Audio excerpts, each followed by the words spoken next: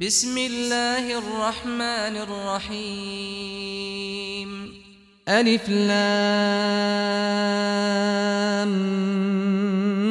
ميم ذلك الكتاب لا ريب فيه هدى للمتقين الذين يؤمنون بالغيب ويقيمون الصلاة ومما رزقناهم ينفقون والذين يؤمنون بما أنزل إليك وما أنزل من قبلك وبالآخرة هم يوقنون أولئك على هدى من ربهم وأولئك هم المفلحون إن الذين كفروا سواء عليهم أأنذرتهم أم لم تنذرهم لا يؤمنون ختم الله على قلوبهم وعلى سمعهم وعلى أبصارهم غشاوة ولهم عذاب عظيم ومن الناس من يقول آمنا بالله وباليوم الآخر وما هم بمؤمنين يخادعون الله والذين آمنوا وما يخدعون إلا أنفسهم وما يشعرون في قلوبهم مرض فزادهم الله مرضا ولهم عذاب أليم بما كانوا يكذبون وإذا قيل لهم لا تفسدوا في الأرض قالوا إنما نحن مصلحون ألا إنهم هم المفسدون ولكن لا يشعرون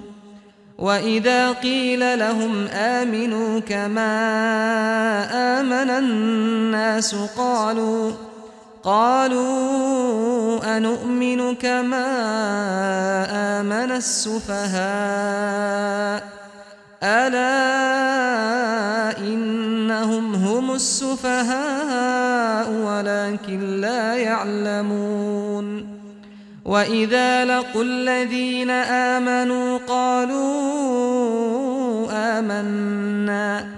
وإذا خلوا إلى شياطينهم قالوا إنا معكم إنما نحن مستهزئون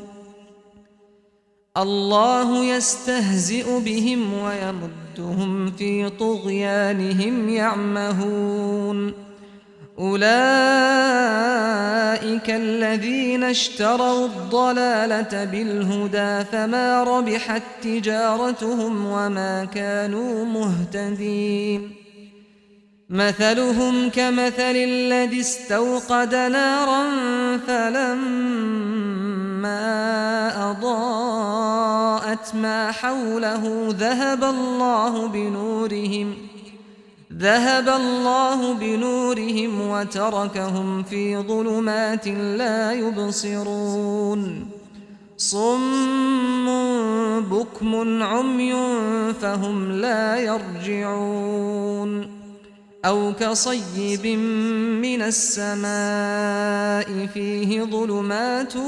ورعد وبرق يجعلون أصابعهم في آذانهم من الصواعق حذر الموت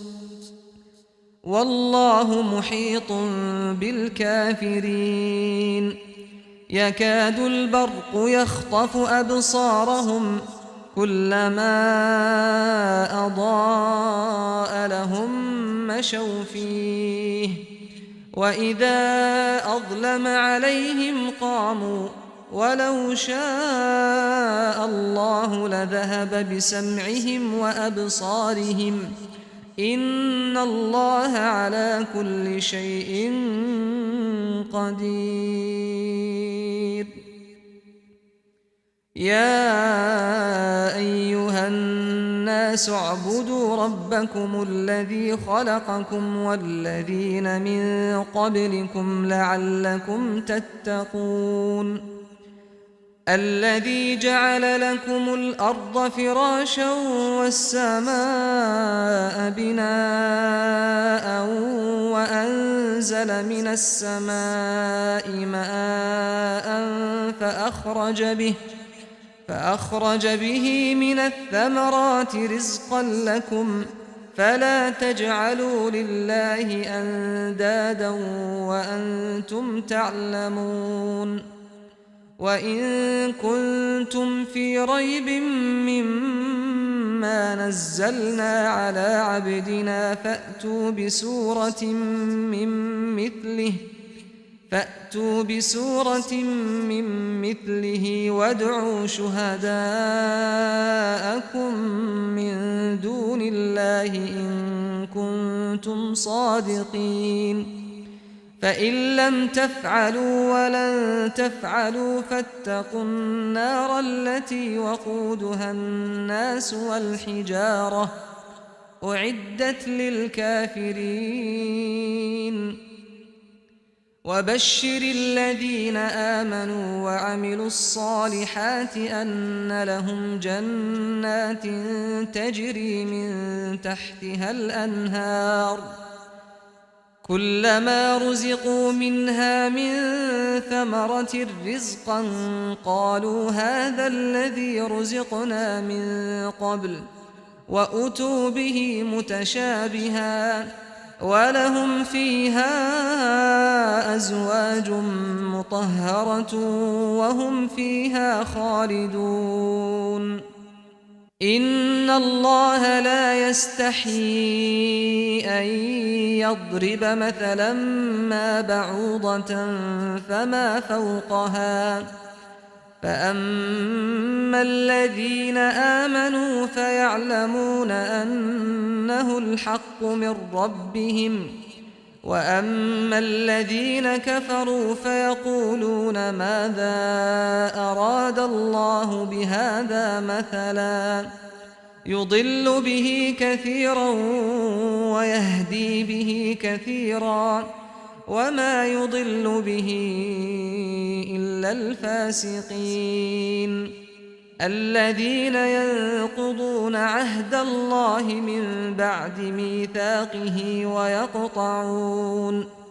ويقطعون ما أمر الله به أن يوصل ويفسدون في الأرض أولئك هم الخاسرون كيف تكفرون بالله وكنتم أمواتا فأحياكم ثم يميتكم ثم يحييكم ثم إليه ترجعون هو الذي خلق لكم ما في الأرض جميعا ثم استوى إلى السماء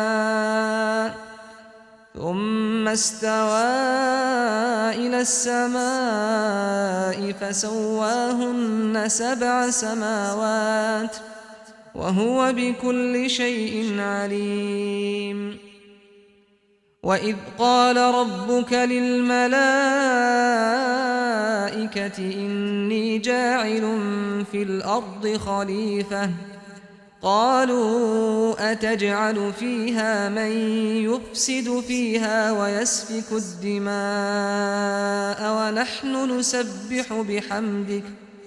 ونحن نسبح بحمدك ونقدس لك قال إني أعلم ما لا تعلمون وعلم آدم الأسماء كلها ثم عرضهم على الملائكة فقال أنبئوني بأسماء هؤلاء إن كنتم صادقين قالوا سبحانك لا علم لنا إلا ما علمتنا إنك أنت العليم الحكيم قال يا آدم أنبئهم بأسمائهم فلما أنبأهم بأسمائهم قال ألم أقل لكم إني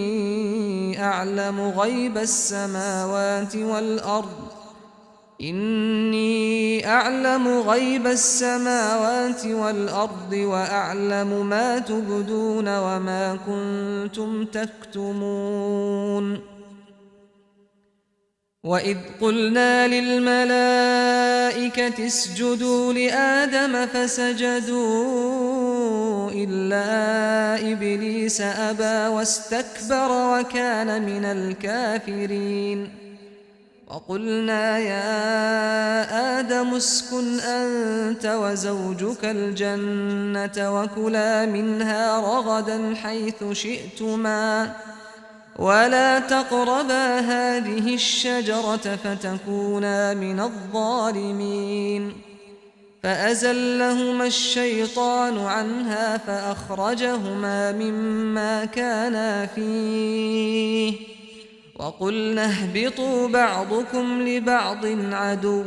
ولكم في الأرض مستقر ومتاع إلى حين فتلقى آدم من ربه كلمات فتاب عليه إنه هو التواب الرحيم قلنا اهبطوا منها جميعا فإما يأتينكم مني هدى فمن تبع هداي فلا خوف عليهم ولا هم يحزنون والذين كفروا وكذبوا بآياتنا أولئك أصحاب النار هم فيها خالدون يا بني إسرائيل اذكروا نعمتي التي أنعمت عليكم وأوفوا بعهدي أوف بعهدكم وإياي فارهبون وآمنوا بما أنزلت مصدقا لما معكم ولا تكونوا أول كافر به ولا تشتروا بآياتي ثمنا قليلا وإياي فاتقون ولا تلبسوا الحق بالباطل وتكتموا الحق وأنتم تعلمون وأقيموا الصلاة وآتوا الزكاة واركعوا مع الراكعين أتأمرون الناس بالبر وتنسون أنفسكم وأنتم تتلون الكتاب أفلا تعقلون واستعينوا بالصبر والصلاة وإنها لكبيرة إلا على الخاشعين الذين يظنون أنهم ملاقو ربهم وأنهم إليه راجعون يا بني إسرائيل اذكروا نعمتي التي أنعمت عليكم وأني فضلتكم على العالمين واتقوا يوما لا تجزي نفس عن نفس شيئا ولا يقبل منها شفاعة ولا يؤخذ منها عدل ولا هم ينصرون وإذ نجيناكم من آل فرعون يسومونكم سوء العذاب يذبحون أبناءكم ويستحيون نساءكم وفي ذلكم بلاء من ربكم عظيم وإذ فرقنا بكم البحر فأنجيناكم وأغرقنا آل فرعون وأنتم تنظرون وإذ واعدنا موسى 40 ليلة ثم اتخذتم العجل من بعده وأنتم ظالمون ثم عفونا عنكم من بعد ذلك لعلكم تشكرون وإذ آتينا موسى الكتاب والفرقان لعلكم تهتدون وإذ قال موسى لقومه يا قوم إنكم ظلمتم أنفسكم باتخاذكم العجل فتوبوا إلى بارئكم فاقتلوا أنفسكم ذلكم خير لكم عند بارئكم فتاب عليكم إنه هو التواب الرحيم وإذ قلتم يا موسى لن نؤمن لك حتى نرى الله جهرة فأخذتكم الصاعقة وأنتم تنظرون ثم بعثناكم من بعد موتكم لعلكم تشكرون وظللنا عليكم الغمام وأنزلنا عليكم المن والسلوى كلوا من طيبات ما رزقناكم وما ظلمونا ولكن كانوا أنفسهم يظلمون وإذ قلنا ادخلوا هذه القرية فكلوا منها حيث شئتم رغدا وادخلوا الباب سجدا وقولوا حطة نغفر لكم خطاياكم وسنزيد المحسنين فبدل الذين ظلموا قولا غير الذي قيل لهم فأنزلنا على الذين ظلموا رجزا من السماء بما كانوا يفسقون وإذ استسقى موسى لقومه فقلنا اضرب بعصاك الحجر فانفجرت منه 12 عينا قد علم كل أناس مشربهم كلوا واشربوا من رزق الله ولا تعثوا في الأرض مفسدين وإذ قلتم يا موسى لن نصبر على طعام واحد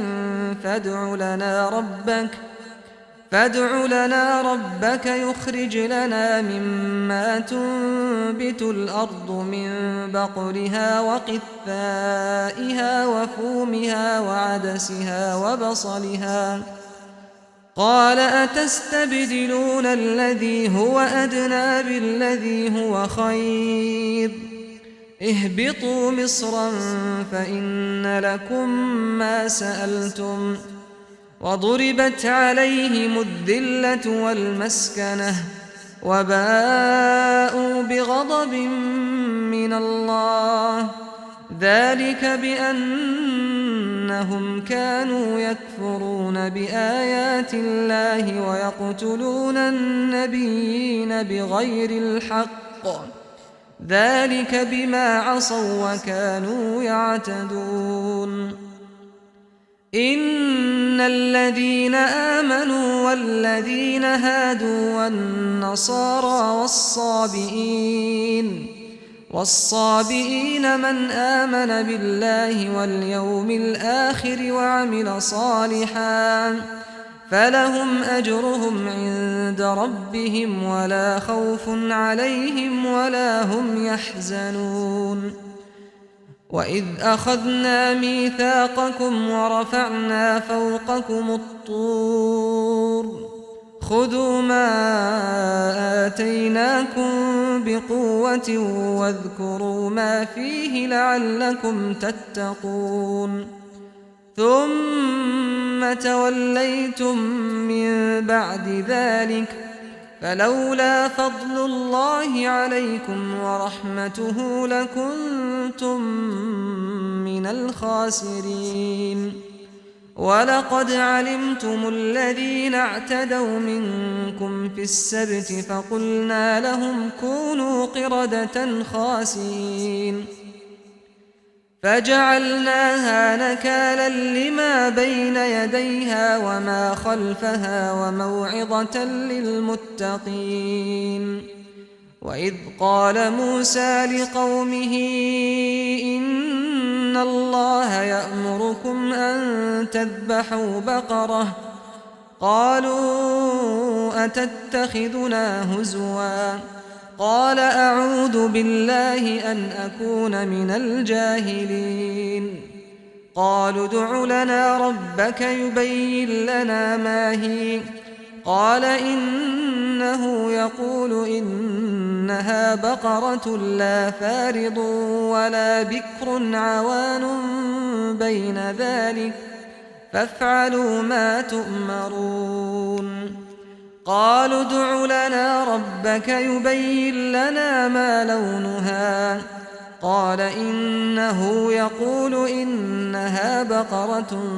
صفراء فاقع لونها تسر الناظرين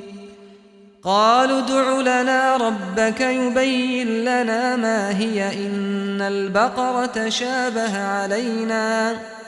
وإنا إن شاء الله لمهتدون قال إنه يقول إنها بقرة لا ذلول تثير الأرض ولا تسقي الحرث مسلمة لا شية فيها قالوا الآن جئت بالحق فذبحوها وما كادوا يفعلون وإذ قتلتم نفسا فادارأتم فيها والله مخرج ما كنتم تكتمون فقلنا اضربوه ببعضها كذلك يحيي الله الموتى ويريكم آياته لعلكم تعقلون ثم قست قلوبكم من بعد ذلك فهي كالحجارة أو أشد قسوة وإن من الحجارة لما يتفجر منه الأنهار وإن منها لما يشقق فيخرج منه الماء وإن منها لما يهبط من خشية الله وما الله بغافل عما تعملون أفتطمعون أن يؤمنوا لكم وقد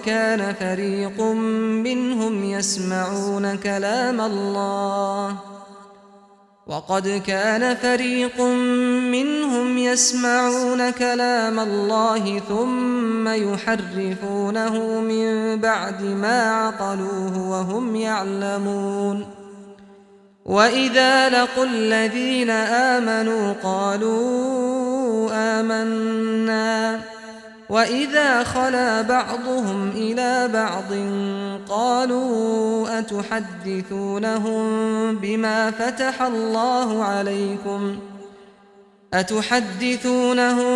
بما فتح الله عليكم ليحاجوكم به عند ربكم أفلا تعقلون أولا يعلمون أن الله يعلم ما يسرون وما يعلنون ومنهم أميون لا يعلمون الكتاب إلا أماني وإن هم إلا يظنون فويل للذين يكتبون الكتاب بأيديهم ثم يقولون هذا من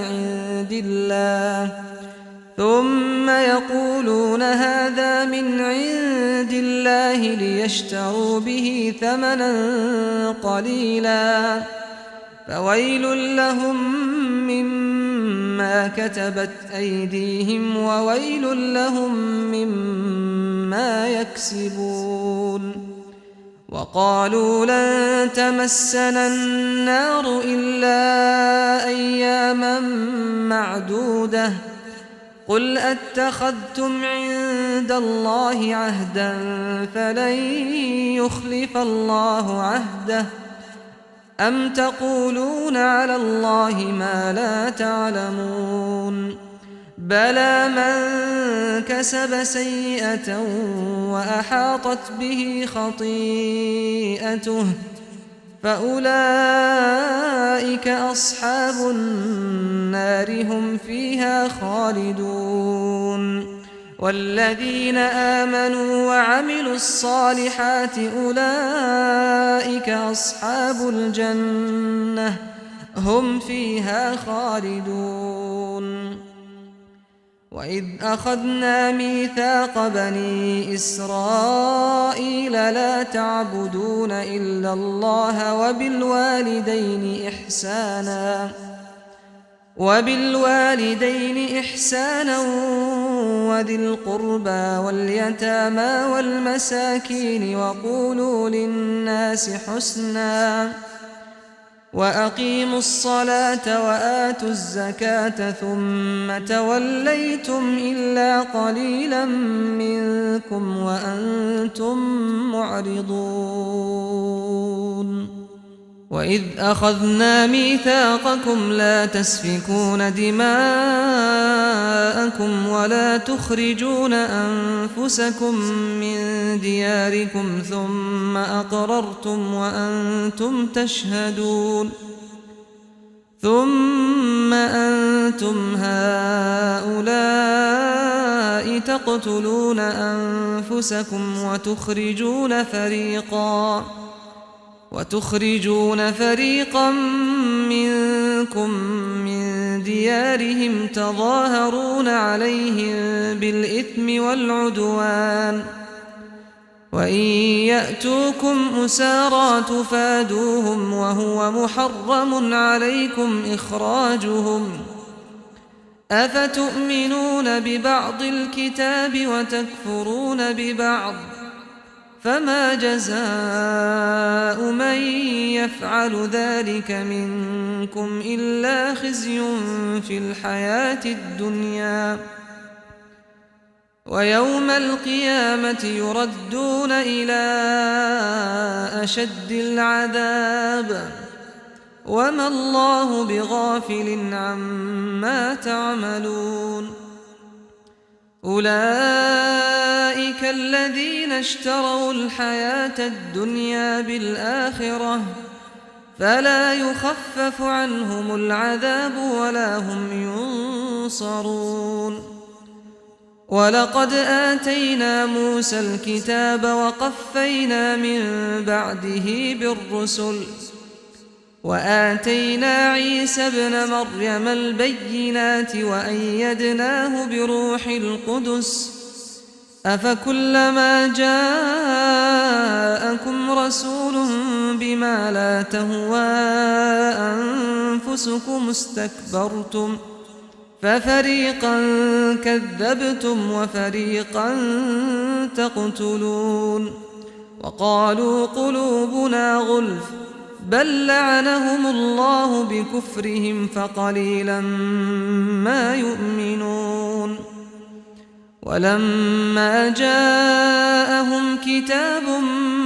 من عند الله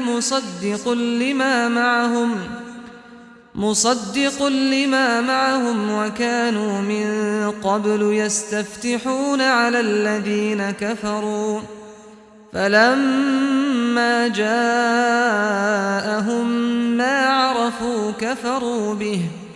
فلعنة الله على الكافرين بئس ما اشتروا به أنفسهم أن يكفروا بما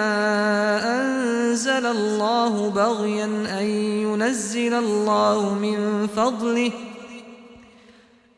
ينزل الله من فضله على من يشاء من عباده فباءوا بغضب على غضب وللكافرين عذاب مهين وإذا قيل لهم آمنوا بما أنزل الله قالوا نؤمن بما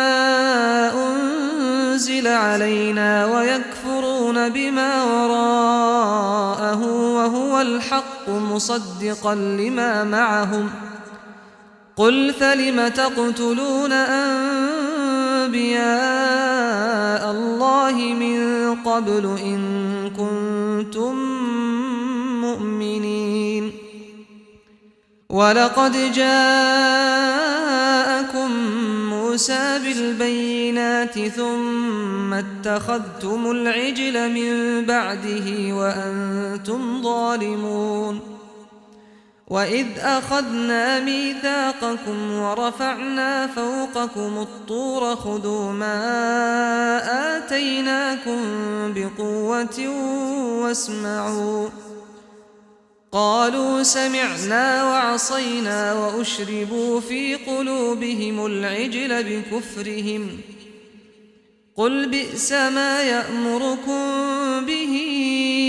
إيمانكم إن كنتم مؤمنين قل إن كانت لكم الدار الآخرة عند الله خالصة من دون الناس فتمنوا الموت إن كنتم صادقين ولن يتمنوه أبدا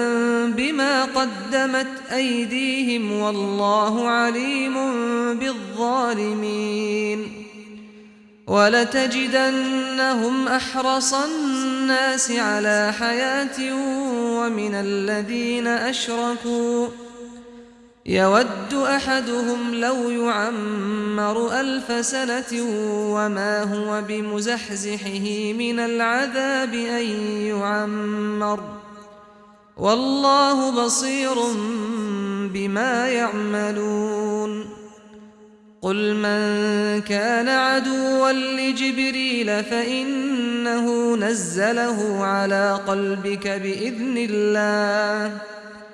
بإذن الله مصدقا لما بين يديه وهدى وبشرى للمؤمنين من كان عدوا لله وملائكته ورسله وجبريل وميكال فإن الله عدو للكافرين ولقد أنزلنا إليك آيات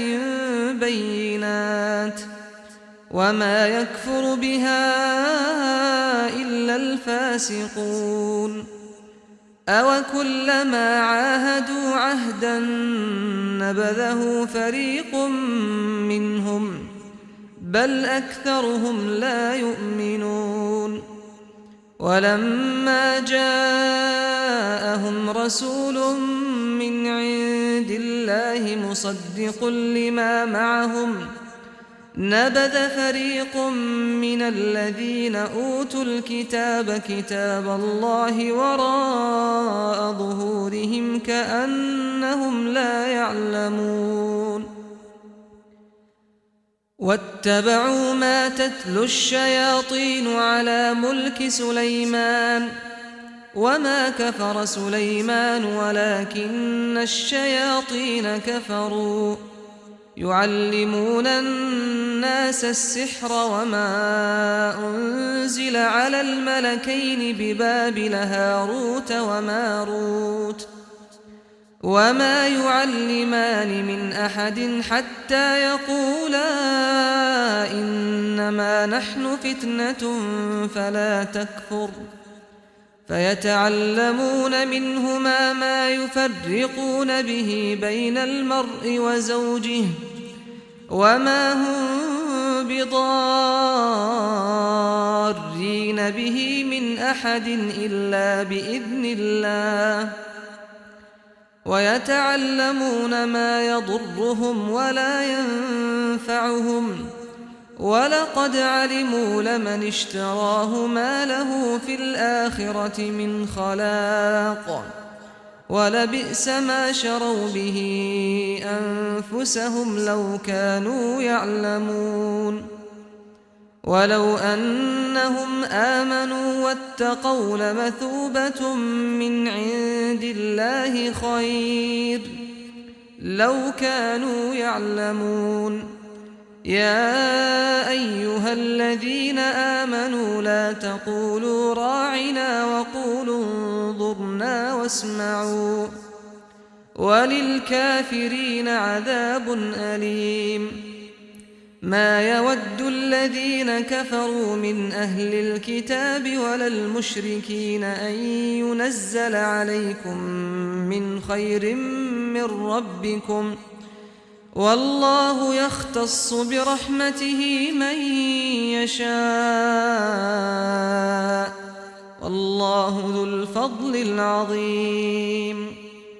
ما ننسخ من آية أو ننسها نأت بخير منها أو مثلها ألم تعلم أن الله على كل شيء قدير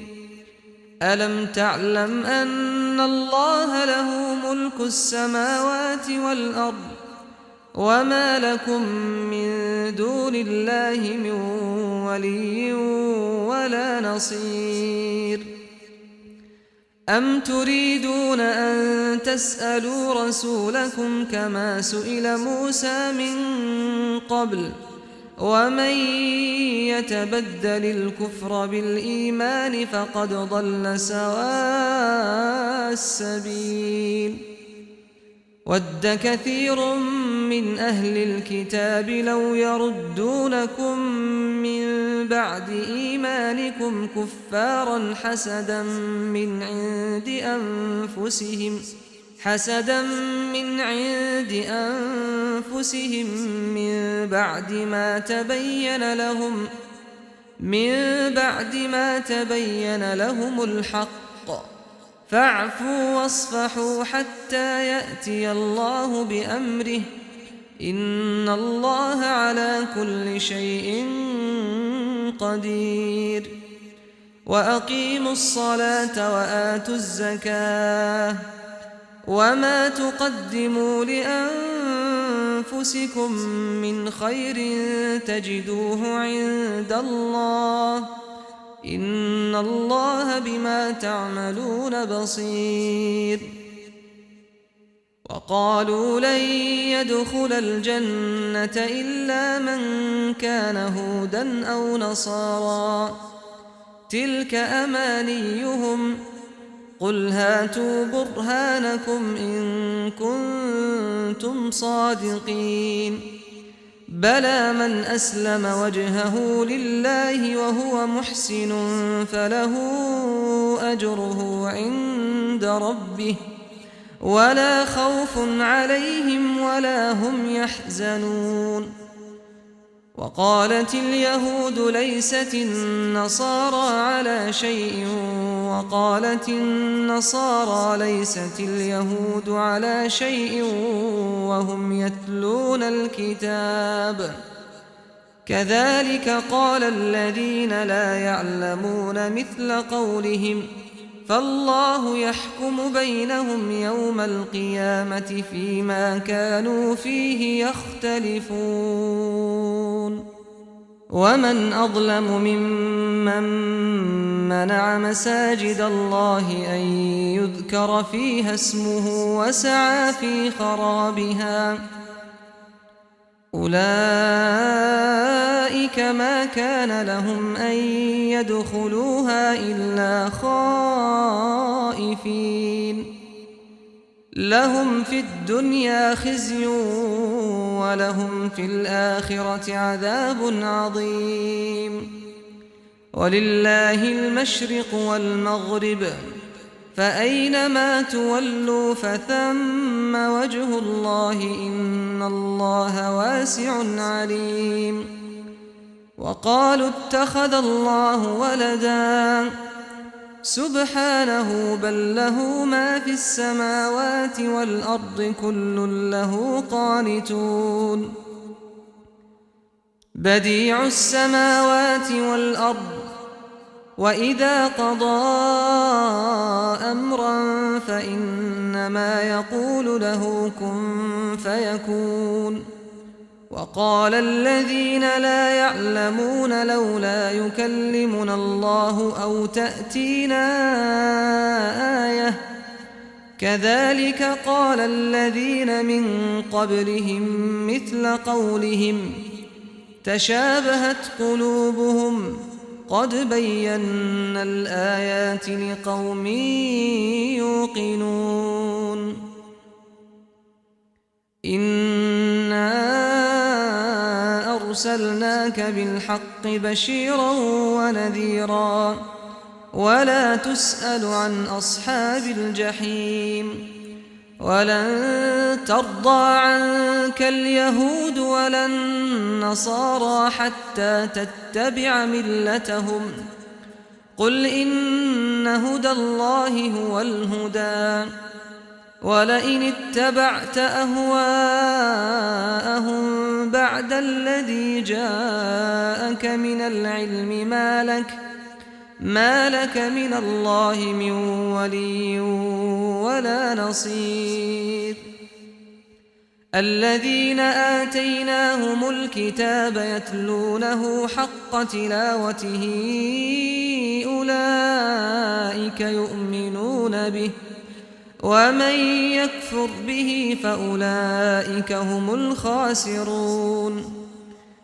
يا بني إسرائيل اذكروا نعمتي التي أنعمت عليكم وأني فضلتكم على العالمين واتقوا يوما لا تجزي نفس عن نفس شيئا ولا يقبل منها عدل ولا تنفعها شفاعة ولا هم ينصرون وإذ ابتلى إبراهيم ربه بكلمات فأتمهن قال إني جاعلك للناس إماما قال ومن ذريتي قال لا ينال عهد الظالمين وإذ جعلنا البيت مثابة للناس وأمنا واتخذوا من مقام إبراهيم مصلى وعهدنا إلى إبراهيم وإسماعيل أن طهرا بيتي للطائفين والعاكفين والركع السجود وإذ قال إبراهيم رب اجعل هذا بلدا آمنا وارزق أهله من الثمرات من آمن منهم بالله واليوم الآخر قال ومن كفر فأمتعه قليلا ثم أضطره إلى عذاب النار وبئس المصير وإذ يرفع إبراهيم القواعد من البيت وإسماعيل ربنا تقبل منا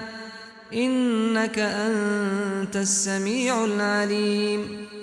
ربنا واجعلنا مسلمين لك ومن ذريتنا أمة مسلمة لك وأرنا مناسكنا إنك أنت التواب الرحيم ربنا وابعث فيهم رسولا منهم يتلو عليهم آياتك ويعلمهم الكتاب والحكمة ويزكيهم إنك أنت العزيز الحكيم ومن يرغب عن ملة إبراهيم إلا من سفه نفسه ولقد اصطفيناه في الدنيا وإنه في الآخرة لمن الصالحين إذ قال له ربه أسلم قال أسلمت لرب العالمين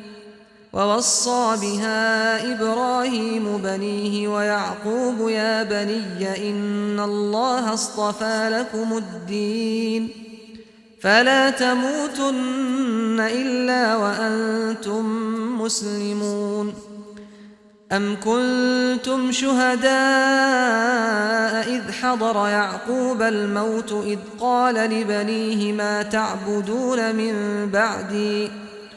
ما تعبدون من بعدي قالوا نعبد إلهك وإله آبائك إبراهيم وإسماعيل وإسحاق إلها واحدا ونحن له مسلمون تلك أمة قد خلت لها ما كسبت ولكم ما كسبتم ولا تسألون عما كانوا يعملون وقالوا كونوا هودا أو نصارى تهتدوا قل بل ملة إبراهيم حنيفا وما كان من المشركين قولوا آمنا بالله وما أنزل إلينا وما أنزل إلى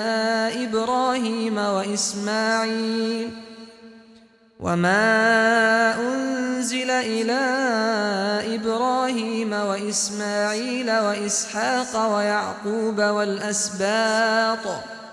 وما أوتي موسى وعيسى وما أوتي النبيون من ربهم لا نفرق بين أحد منهم ونحن له مسلمون فإن آمنوا بمثل ما آمنتم به فقد اهتدوا وإن تولوا فإنما هم في شقاق فسيكفيكهم الله وهو السميع العليم صبغة الله ومن أحسن من الله صبغة ونحن له عابدون قل أتحاجوننا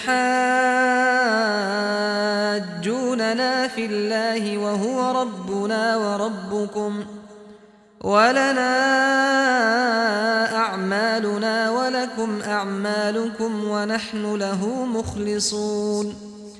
أم تقولون إن إبراهيم وإسماعيل وإسحاق ويعقوب والأسباط كانوا هودا أو نصارى قل أأنتم أعلم أم الله ومن أظلم ممن كتم شهادة عنده من الله وما الله بغافل عما تعملون تلك أمة قد خلت لها ما كسبت ولكم ما كسبتم ولا تسألون عما كانوا يعملون سيقول السفهاء من الناس ما ولاهم عن قبلتهم التي كانوا عليها قل لله المشرق والمغرب يهدي من يشاء إلى صراط مستقيم وكذلك جعلناكم أمة وسطا لتكونوا شهداء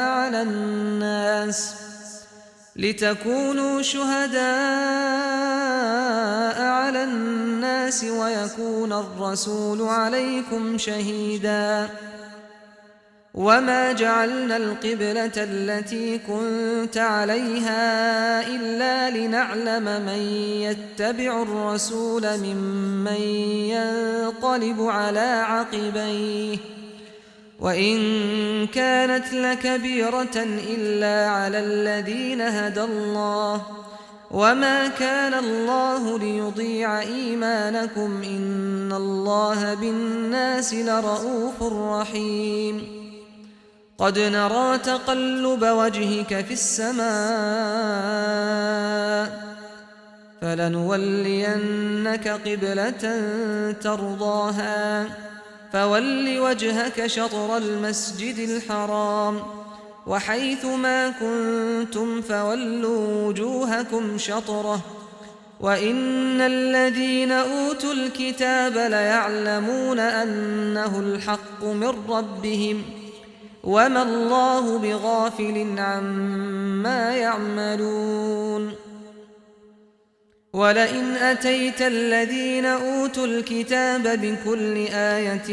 ما تبعوا قبلتك وما أنت بتابع قبلتهم وما بعضهم بتابع قبلة بعض ولئن اتبعت أهواءهم من بعد ما جاءك من العلم إنك إذا لمن الظالمين الذين آتيناهم الكتاب يعرفونه كما يعرفون أبناءهم وإن فريقا منهم ليكتمون الحق وهم يعلمون الحق من ربك فلا تكونن من الممترين ولكل وجهة هو موليها فاستبقوا الخيرات أينما تكونوا يأت بكم الله جميعا إن الله على كل شيء قدير ومن حيث خرجت فول وجهك شطر المسجد الحرام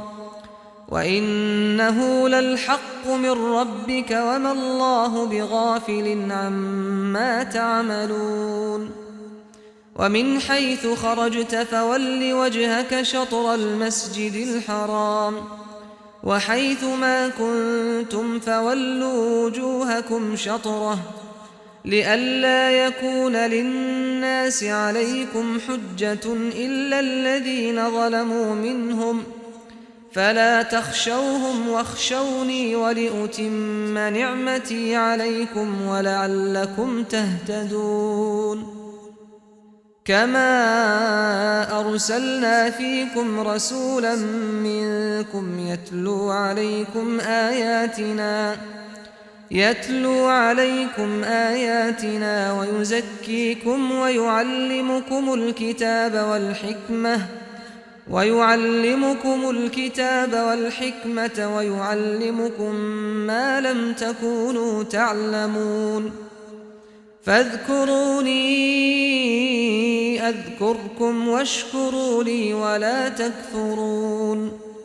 يا أيها الذين آمنوا استعينوا بالصبر والصلاة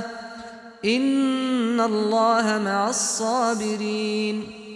ولا تقولوا لمن يقتل في سبيل الله أموات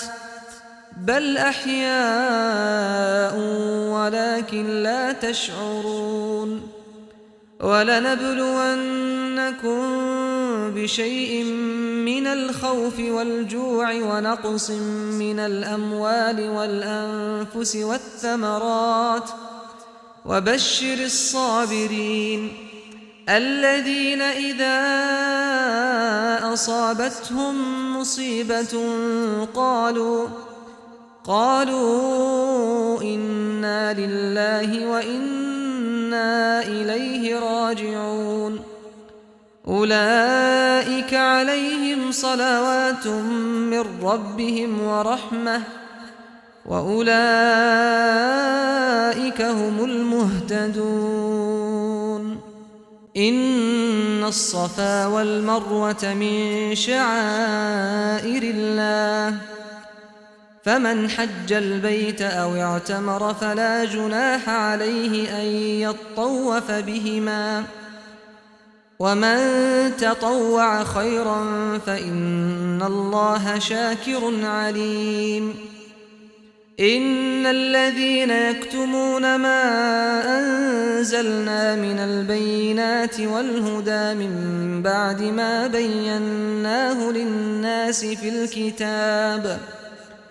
أولئك يلعنهم الله ويلعنهم اللاعنون إلا الذين تابوا وأصلحوا وبينوا فأولئك أتوب عليهم وأنا التواب الرحيم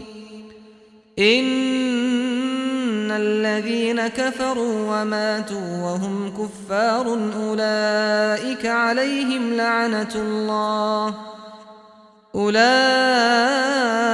عليهم لعنة الله والملائكة والناس أجمعين خالدين فيها لا يخفف عنهم العذاب ولا هم ينظرون وإلهكم إله واحد لا إله إلا هو الرحمن الرحيم إن في خلق السماوات والأرض واختلاف الليل والنهار والفلك التي تجري في البحر بما ينفع الناس وما أنزل الله من السماء من ماء فأحيا به الأرض بعد موتها وبث فيها من كل دابة وتصريف الرياح والسحاب المسخر بين السماء والأرض لآيات لقوم يعقلون ومن الناس من يتخذ من دون الله أندادا يحبونهم كحب الله والذين آمنوا أشد حبا لله ولو يرى الذين ظلموا إذ يرون العذاب أن القوة لله جميعا وأن الله شديد العذاب إذ تبرأ الذين اتبعوا من الذين اتبعوا ورأوا العذاب وتقطعت بهم الأسباب وقال الذين اتبعوا لو أن لنا كرة فنتبرأ منهم كما تبرأوا منا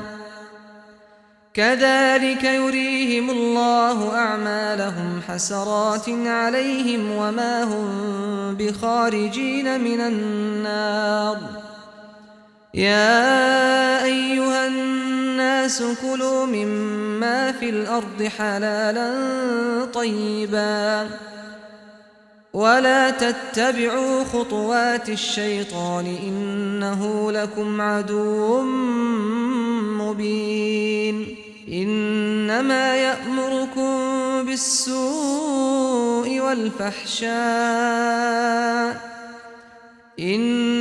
يأمركم بالسوء والفحشاء وأن تقولوا على الله ما لا تعلمون وإذا قيل لهم اتبعوا ما أنزل الله قالوا بل نتبع ما ألفينا عليه آباءنا